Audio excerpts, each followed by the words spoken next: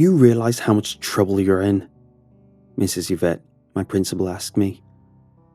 I didn't even damage any property, I said. All I did was place them in there. You put more than 50 rubber duckies in the toilets, Mrs. Yvette replied in anger. But that's funny, I said. This wasn't even the first senior prank this year, and mine is mild compared to the last one. How did you even find out that I did it? The school's never had security cameras. That doesn't matter, she said. Now listen here, Alan. I'm not going to sit here and argue with you anymore. You should be thankful I'm not suspending you. However, not only are you going to have detention after school every day for the rest of the school year, but you will have to work during the school day until the end of the year as well.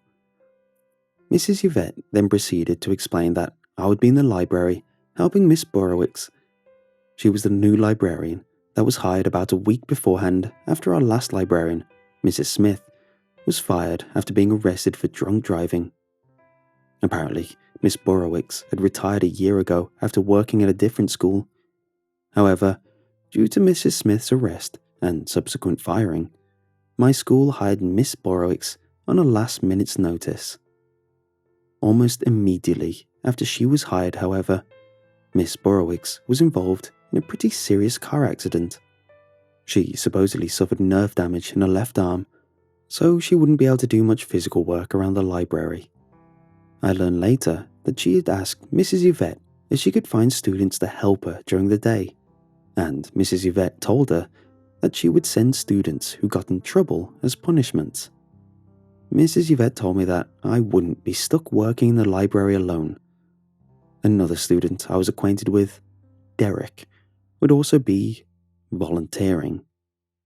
He got in trouble because he jumped onto the field during a baseball game.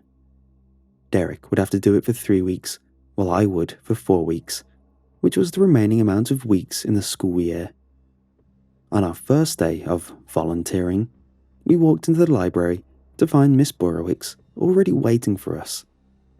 She was an elderly lady with pretty generic features. However, she had these huge, beady eyes that seemed to stare straight through you. Her left arm was also in a sling. Hello, boys. So glad you have decided to help me for the next few weeks. Very kind of you, she said sarcastically. Follow me. She led us over to the checkout counter.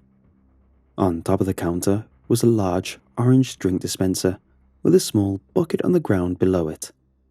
Plastic cups were stacked neatly next to it. What is that? I whispered to Derrick. Some homemade drink Miss Burrowicz brings to school, Derrick whispered back. Once we were behind the counter, she began to whisper to us. So, this is how it's going to work. I can't do anything because of doctor's orders, so I'm going to delegate all the work to you. Whenever a student wants to check out a book, you ask for his or her name and scan it. When a student returns a book, you scan it again and mark it on the computer that it is returned. We place all the returned books on a small cart, and after some time, you will have to bring the books and place them back where they belong. You will also have to monitor students at the computers to make sure they're doing actual work, and if they're not, you tell them to get off. Sounds simple, right? We nodded silently. Okay, Derrick, you monitor for now. Alan, you stay here and scan any books students bring to you. Derrick and Miss Burrowicz both walked off, leaving me on my own to manhandle the desk. I should mention here that I noticed, while fiddling with the computer, that each faculty member seemed to have access to everything on the school database. I could go in the files and delete a student's profile, which would make them no longer appear as a student at my school. I found it perplexing that each and every faculty member had complete access on the database, but I didn't fiddle with it too much. The last thing I needed was to possibly get into more trouble. Only 1 or 2 kids came over to check out or return books, but a lot of people came over to fill water bottles and plastic cups with this red drink. Like every minute someone came up and got a drink.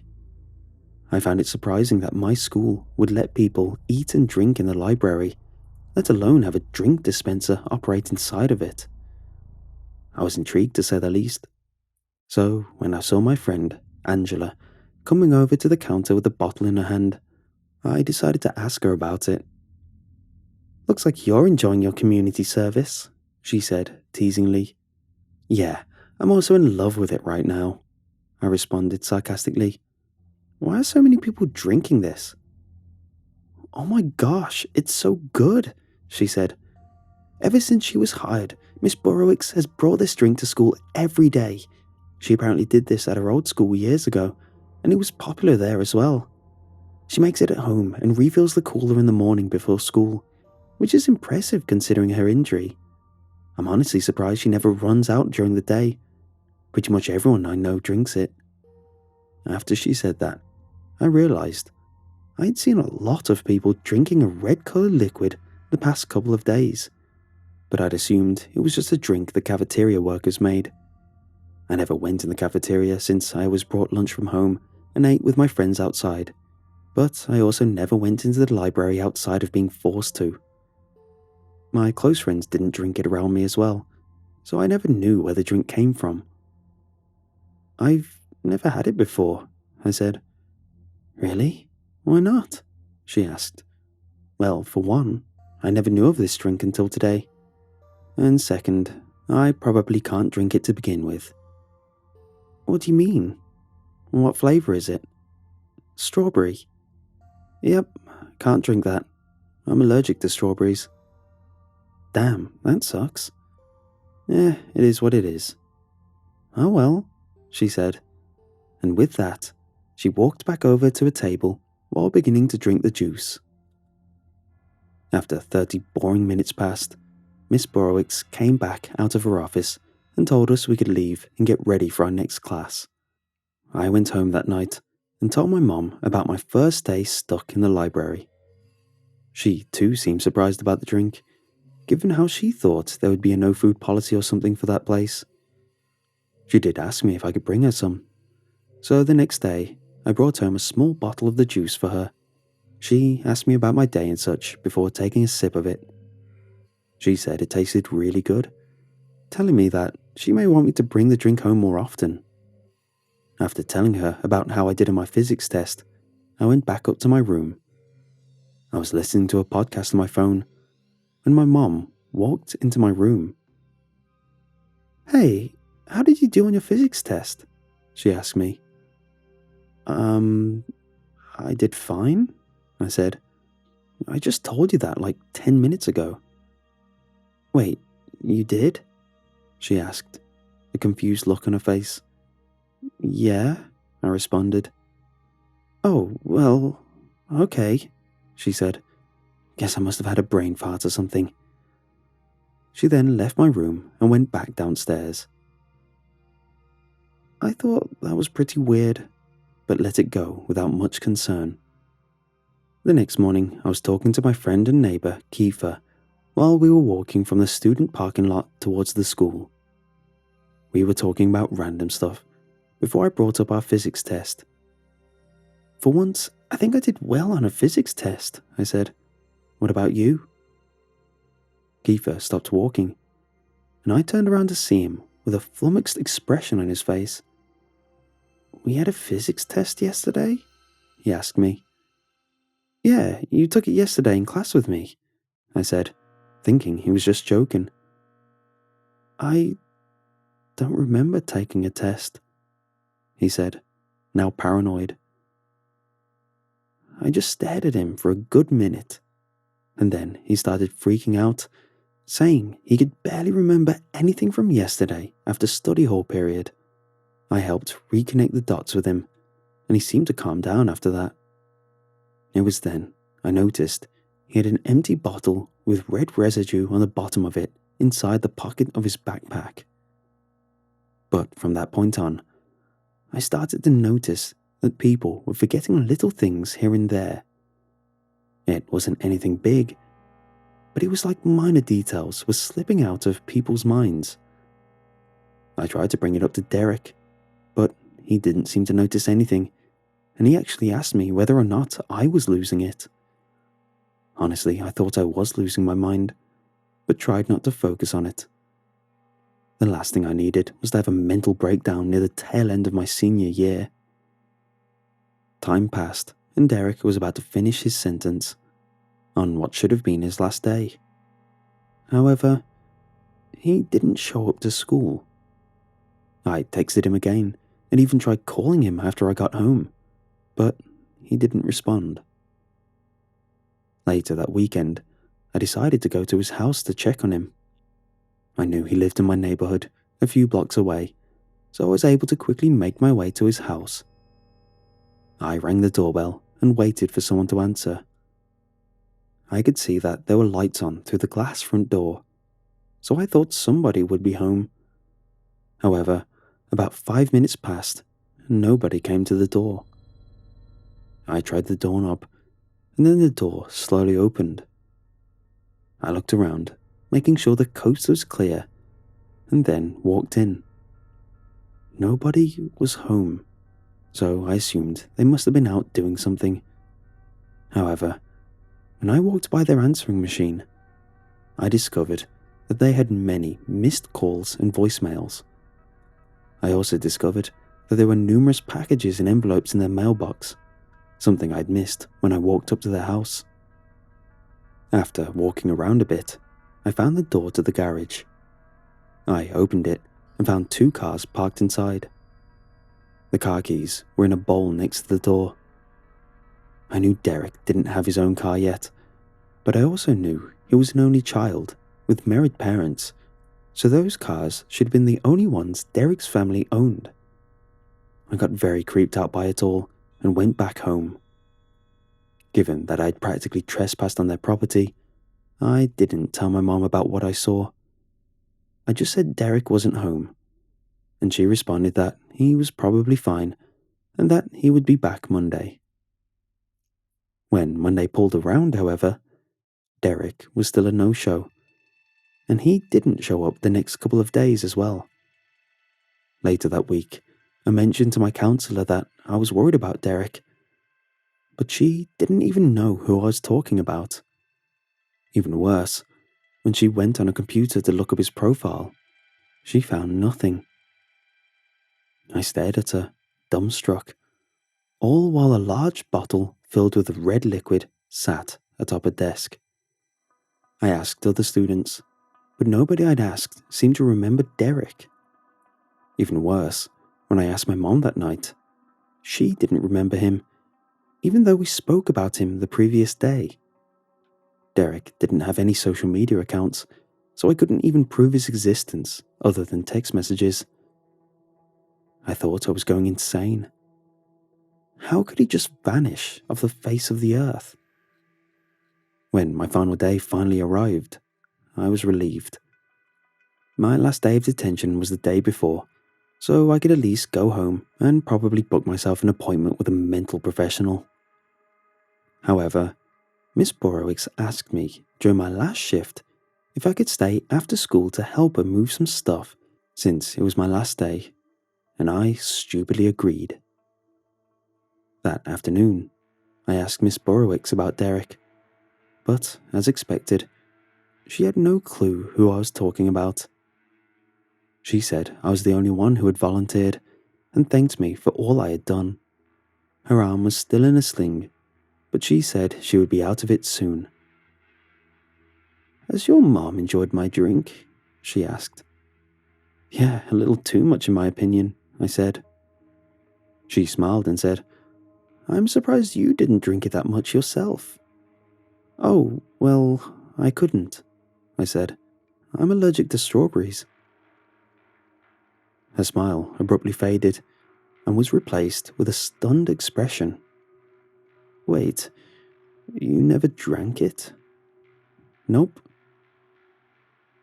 She remained quiet and continued to stare at me for another minute before telling me to follow her into her office. We walked down the hallway to a door. She opened it, and my eyes immediately fixated on the wall behind a desk. It was covered in Polaroid photographs. Many smiling faces stared back at me, students and adults alike. I wanted to show my photo album, if you would like to call it that, she said. Do you mind if I add your photo to it? Sure, I said, feeling a little creeped out. She went to the corner of the room and brought out a weird-looking camera. It looked like it was made up of recycled camera parts, combined to make one unique look. I put this bad boy together myself, she said. Those photos act as a permanent reminder of all my favorite students and people from the places I've worked. Uh-huh, I said slowly.